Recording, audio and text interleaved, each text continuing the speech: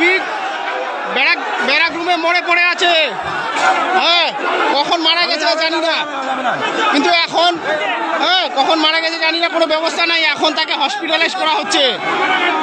হ্যাঁ, এই ট্রেনিং এর কোনো মানে হয় না। একটা সিভিক তার হাজার হাজার যন্ত্রণা নিয়ে এই ট্রেনিং রুমে আসছে, ট্রেনিংয়ে আসছে, আর তাদের এই আজকে দুরবস্থা।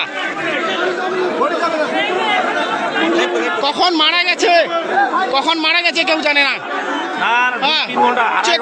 চেক করার মতো কোনো ব্যবস্থা নাই। আদৌ কি সে মারা গেছে কি যায় নাই।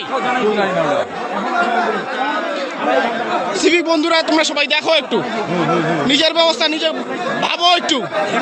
আজকে আমাদের জন্য কি হচ্ছে, আমাদের জন্য সরকার কি করতেছে।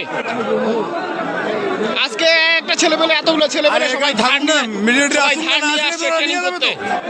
হ্যাঁ, দেখুন না খবরটা কি আছে। আমাদের ভিতরে কত যন্ত্রণা, সেটা কেউ দেখে না চোখ দিয়ে। আমাদের উপরে শুধু ডিউটির চাপ আর হচ্ছে টর্চার। এই টর্চার আর সহ্য হতে পারছে না সিভিক। এরকম অনেক ঘটনা ধামাচাপা থেকে যায়, লোকের নজরে আসে না। আমরা দেখেও চুপ থাকতে বাধ্য থাকি। ভাই, কার মোবাইলটা? তোর মোবাইলটা তোর? না,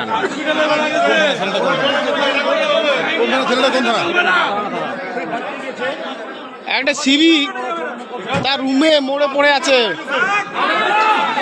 অনেকক্ষণ আগেই খবর গেছে, কিন্তু অ্যাম্বুলেন্স আস্তে আস্তে কয়েক ঘন্টা দেরি।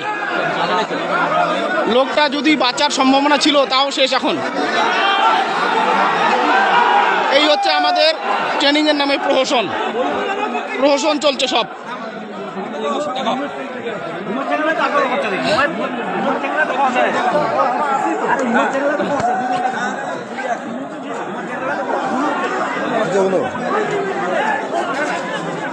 সোশ্যাল মিডিয়া ঢাকা বক্তব্য কায়দাই বাস টোটাল।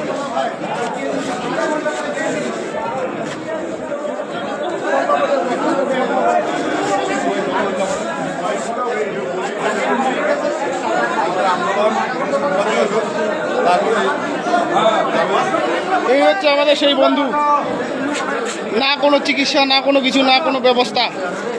কখন মারা গেছে, চুপি ছেলেটা চলে গেল, চুপি আমাদেরকে ছেড়ে চলে গেল বন্ধুটা। না জানি কত যন্ত্রণা বুকে নিয়ে চলে গেল,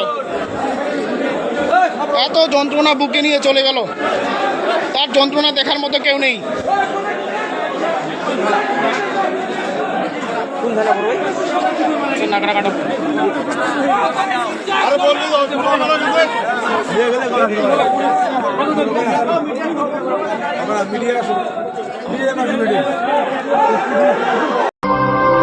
বাংলার সঠিক খবর সঠিক সময় জানতে ফলো রাখুন RN TV বাংলা।